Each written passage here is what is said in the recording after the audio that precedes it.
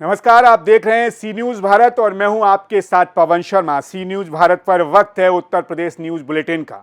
इस बुलेटिन में बात करेंगे बरेली की, जहां सफाई कर्मी कहर सिंह की हत्या के मामले में पुलिस ने पत्नी रेखा और उसके प्रेमी पिंटू को जेल भेज दिया है। अगली खबर भी बरेली से है, जहां फोन का फर्जी ऐप बनाकर दुकानदारों से ठगी के आरोप में पुलिस ने 2 युवकों को गिरफ्तार किया है। साथ ही बात करेंगे फर्रुखाबाद की, जहां गुड फ्राइडे के अवसर पर सीएनआई चर्च में विशेष प्रार्थना का आयोजन किया गया। आगे बात करेंगे कन्नौज की, जहां विष्णुगढ़ थाना प्रभारी विनोद कुमार कश्यप का विदाई समारोह धूमधाम से हुआ संपन्न। ऐसी तमाम खबरों पर बात होगी विस्तार से, तो चलिए शुरू करते हैं खबरों का सिलसिला।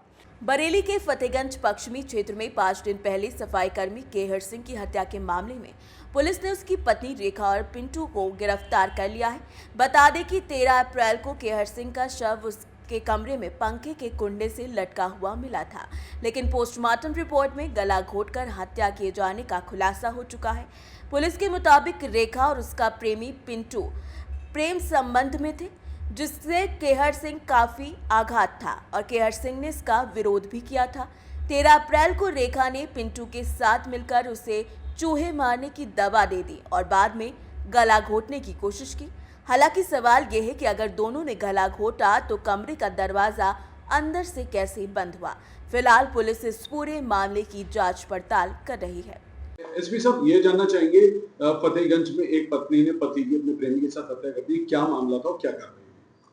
देखिए, दिनांक 13 अप्रैल 2025 को थाना फतेहगंज पश्चिमी क्षेत्रांतर्गत कस्बे में ही कहर सिंह नाम के व्यक्ति का शव उनके एक कमरे के मकान में लटका हुआ मिला। मकान का वो कमरा अंदर से बंद था। पड़ोसियों ने पत्नी की चीख सुनकर मौके पर पहुंचकर दरवाजा तोड़कर उसके शव को निकाला था। पुलिस को सूचना दी गई। पुलिस ने मौके पर पहुंचकर शव को कब्जे में लिया। पंचायतनामा पोस्टमार्टम की कार्रवाई कराई गई, जिसमें मृत्यु का कारण एंटीमॉर्टम स्ट्रैंगुलेशन आया, यानी गला घोंटने से मृत्यु का कारण स्पष्ट किया गया डॉक्टर के द्वारा। इसमें मृतक के भाई अशोक की तहरीर पर मृतक की पत्नी तथा उसके एक प्रेमी जिसका नाम पिंटू है, इनको नामजद करते हुए हत्या की तहरीर दी गई, जिसमें मुकदमा अपराध संख्या 153/25 अंतर्गत धारा 103(1) BNS तथा 3(5) BNS के अंतर्गत पंजीकृत किया गया। इसमें विवेचनोपरांत दोनों अभियुक्तगणों को गिरफ्तार कर आज माननीय न्यायालय के विरक्षा में भेजा जा रहा है और इस प्रकरण में विवेचना प्रचलित है। समस्त तथ्यों को समाहित करते हुए शीघ्र ही आरोप पत्र दाखिल किया जाएगा। बरेली से सी न्यूज संवाददाता मुकेश सिंह की रिपोर्ट। बरेली के थाना सुभाष नगर क्षेत्र के मोहल्ला शांति विहार में 16 वर्षीय संध्या पुत्री राजीव सक्सेना पर छत का पंखा गिरने से वो घायल हो गई। परिजनों से इलाज के लिए जिला अस्पताल लेकर गए। बताया गया कि संध्या अपने परिवार के साथ सुभाष नगर बाजार जाने के लिए तैयार हो रही थी, तभी कमरे की छत का पंखा अचानक उसके ऊपर गिर गया, जिससे वो घायल हो गई। क्या नाम है आपका? मुस्कान। आपकी कौन है? मेरी बहन है छोटी। कैसे चोट लगी? कहाँ जा रहे थे? बाजार जा रहे थे सुभाष नगर।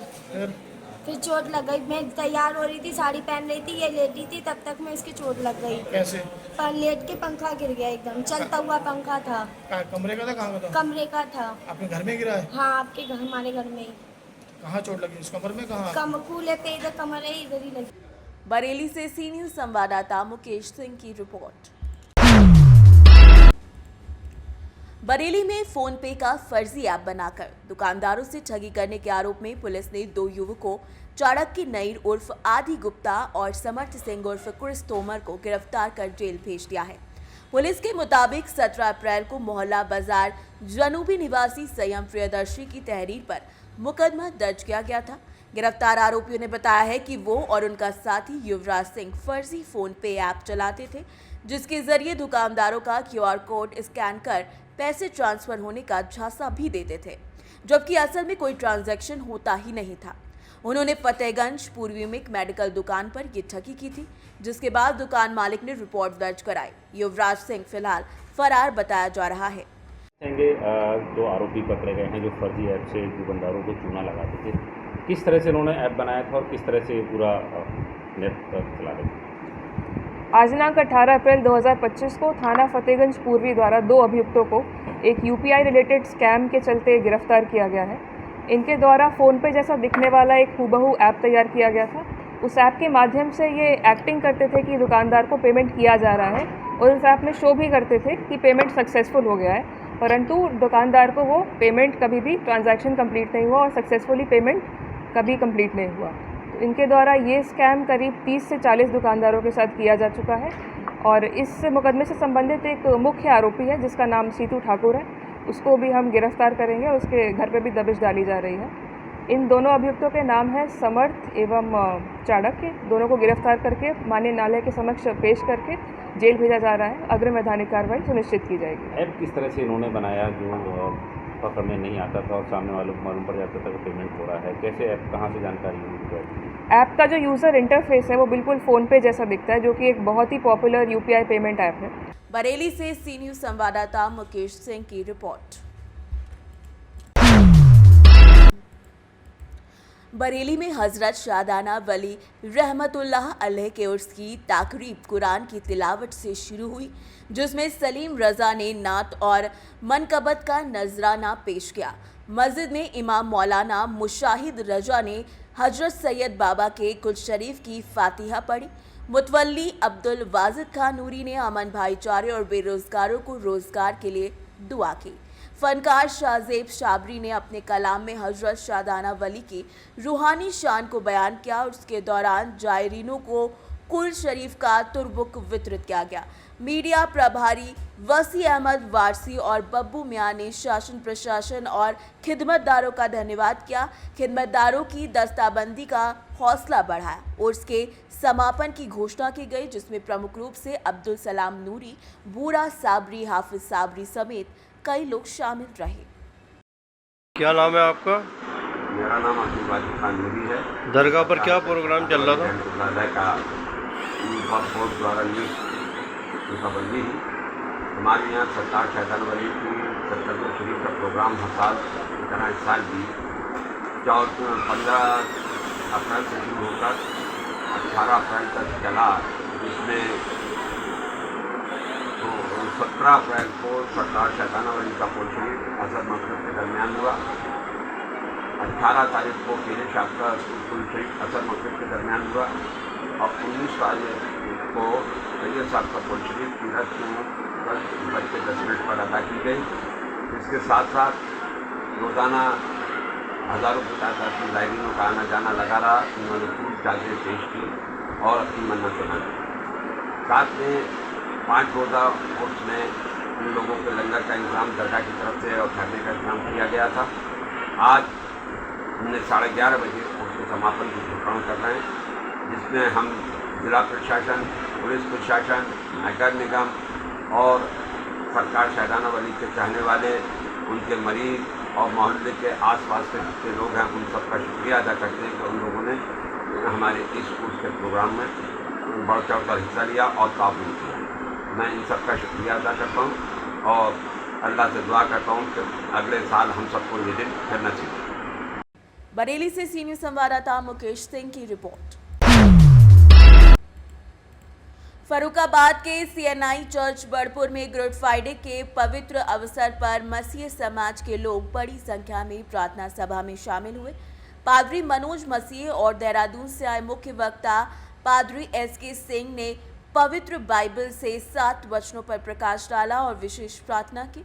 शुक्रवार को मसीह समाज के लोग सफ़ेद कपड़ों में चर्च आए और दोपहर 12 से 3 बजे तक विशेष आराधना में भाग लिया।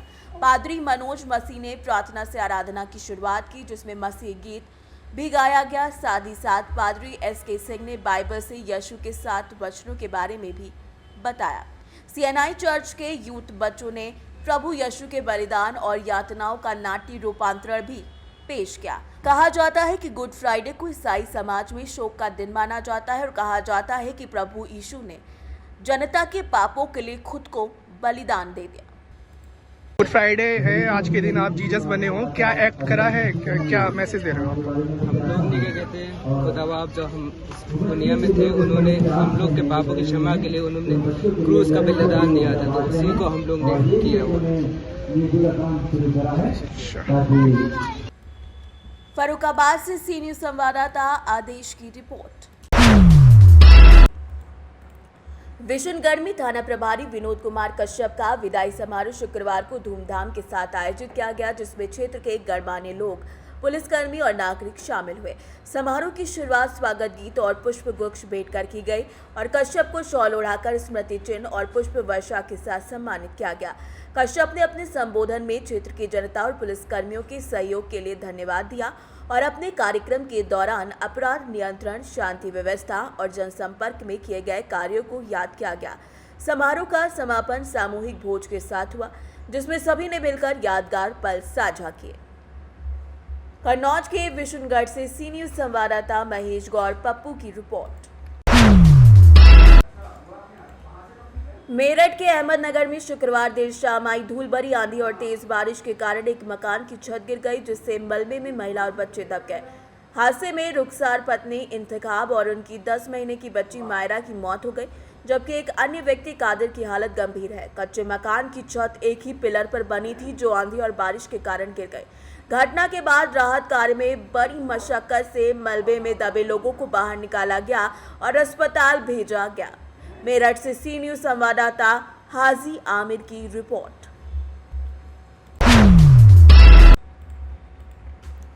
रीवा जिले से अलग होकर मऊगंज जिला बनाने के बाद वहां की कानून व्यवस्था में गिरावट आई है और अब रोज नए मामले सामने आ रहे हैं। थाना मऊगंज कलेक्ट्रेट परिसर का है, जहां नईगढ़ी थाना प्रभारी जगदीश ठाकुर ने पत्रकार के साथ अभद्रता की। प्रत्यक्षदर्शियों के मुताबिक थाना प्रभारी ने बिना किसी कारण के पत्रकार को जबरन अपनी गाड़ी में बिठाया और अपमानजनक शब्दों का प्रयोग किया, जिसके बाद उन्होंने मऊगंज विधायक प्रदीप पटेल को भी धमकी दी, जिससे विधायक ने एसपी कार्यालय में जाकर चुनौती दी और कहा कि अगर यही कानून है तो उन्हें भी गिरफ्तार किया जाए। ये घटना लोकतंत्र और पत्रकारिता की स्वतंत्रता पर गंभीर हमला है। सवाल उठता है कि क्या थाना प्रभारी को राजनीतिक या प्रशासनिक संरक्षण प्राप्त है। मऊगंज की जनता अब ये जानना चाहती है कि क्या लोकतंत्र में बोलने की आज़ादी और जनसेवा की कीमत धमकियों और अपमान के रूप में चुकानी पड़ेगी। आदरणीय साथियों, जय हिंद, जय भारत, जय अगस्त क्रांति। जो वर्तमान परिस्थितियां हैं और जैसा कि अभी अभी हमें जानकारी मिली, मैं बाहर आया हुआ था और इस बात का अफसोस है कि हमें पहुंचने में 3 घंटे लगेंगे। लेकिन आप सबसे निवेदन है कि ये लड़ाई केवल मिथिलेश त्रिपाठी की नहीं है, न अगस्त क्रांति की है। लड़ाई लोकतंत्र की है, अभिव्यक्ति की है और ये लड़ाई लोकतंत्र को बचाने की है। लोकतंत्र के चौथे स्तंभ, जिसको दर्पण कहा जाता है, समाज का आईना कहा जाता है, लेकिन जब यही आईना दाग दिखाता है भ्रष्टाचार का, दाग दिखाता है शोषण का, दाग दिखाता है माफिया का, दाग दिखाता है अराजकता का, दाग दिखाता है घूसखोरी का, दाग दिखाता है पक्षपात का, अराजक तत्वों के संरक्षण का, तो उसे पीड़ित करने के लिए, अपमानित करने के लिए घसीट कर गाड़ियों में डालकर और जेल भेजने की धमकी देकर उसे प्रताड़ित किया जाता है। ये जेल, ये आज़ादी ऐसे ही नहीं मिली है, कई बलिदानों से मिली है। हो सकता है कि मिथिलेश त्रिपाठी का, कुंज बिहारी तिवारी का या आप जैसे प्रिय साथियों का बलिदान मांगता हो वर्तमान जो परिस्थितियां हैं, क्योंकि ये केवल मिथिलेश को नहीं ले जाया गया, कल हमें ले जाया जा सकता है, आपको भी ले जाया जा सकता है। इनके हाथ में ताकत है, इनके हाथ पे अराजक ताकतों का धन बल है, इनके पास माफियाओं की अकूत कमाई हुई भ्रष्टाचार की संपत्ति है। लेकिन आपको पता होगा कि जब फांसी के फंदे रहते थे तो सुखदेव राजगुरु और चंद्रशेखर आजाद जैसे लोग, मंगल पांडे जैसे लोग, खुदीराम बोस जैसे लोग वो नहीं झुकते थे और एक दिन हमारे देश को आज़ादी मिली। रीवा से सी न्यूज संवाददाता अर्जुन तिवारी की रिपोर्ट। फिलहाल इस बुलेटिन में इतना ही। देश दुनिया की तमाम खबरों के लिए बने रहिए सी न्यूज भारत के साथ। हर खबर आपके साथ, आपके हाथ।